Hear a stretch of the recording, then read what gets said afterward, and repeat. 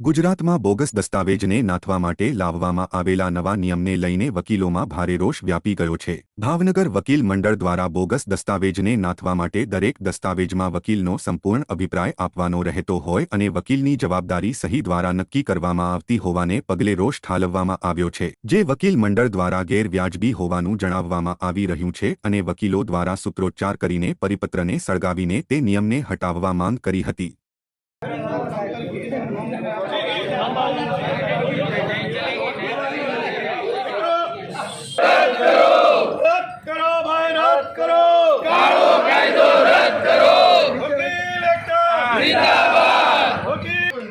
નથી લેવાનું।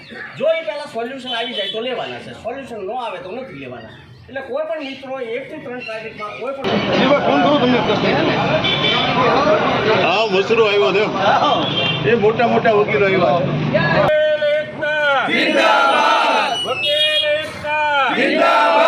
પંચાયત પાડી લો નીકળી ગયા। રદ કરો ભાઈ, રદ કરો, રદ કરો, વકીલ એકતા જિંદાબાદ। રદ કરો ભાઈ, રદ કરો, રદ કરો ભાઈ, રદ કરો। રજિસ્ટ્રેશન એક્ટની જોગવાઈઓ હેઠળ 7/3/2024થી 7/3/2024ના રોજ એક પરિપત્ર જાહેર કરવામાં આવ્યો છે, જેની અમલવારી 1/4/2024થી કરવામાં આવેલી છે। આ પરિપત્રની જોગવાઈ મુજબ દસ્તાવેજોમાં જે દસ્તાવેજો લખી આપનાર અને લખાવી લેનાર પક્ષકારોના ફોટા અને અંગૂઠાની છાપ લેવામાં આવતી હોય છે।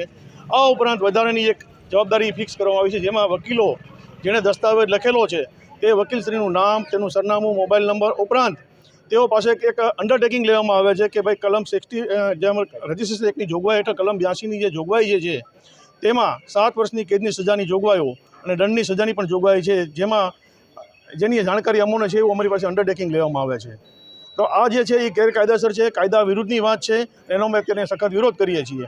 હકીકતમાં બોગસ દસ્તાવેજોને નિવારવા માટે આ એક પરિપત્રને લાવવામાં આવેલો છે એવું એ લોકોનું કહેવું છે। બોગસ દસ્તાવેજો રાજ્યમાં માત્ર 0.001%ના પ્રમાણમાં હોય તો એના માટે થઈને આખા વકીલ સમાજને દહેશતમાં રાખવો અને જે પ્રેક્ટિશનરો જે છે ને સતત ભયમાં રાખે, ત્રાસમાં રહે, પોલીસ અને કોર્ટ કચેરીના લફડા થાય તો એ વસ્તુ ગેરવ્યાજબી છે। અમે એનો વિરોધ કરીએ છીએ ને એટલા માટે અમે અહીંયા ભેગા થયા છીએ।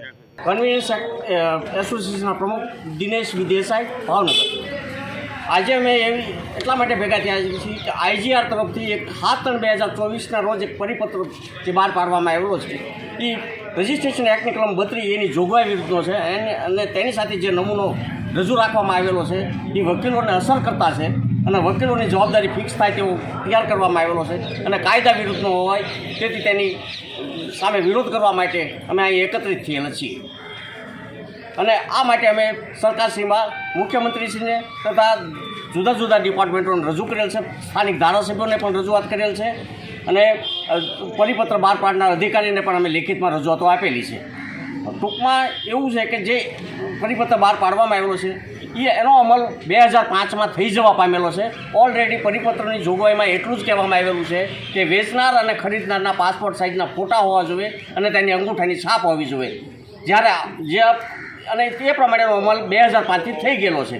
તેમ છતાં નવા અધિકારી દ્વારા આ નમૂનો રજૂ રાખી અને એવી રજૂઆત કે ભાઈ આમાં જે કોઈ દસ્તાવેજો તૈયાર કરશે અને તેમાં ભાગ લેનાર એમાં તમામને જવાબદાર ગણવામાં આવશે।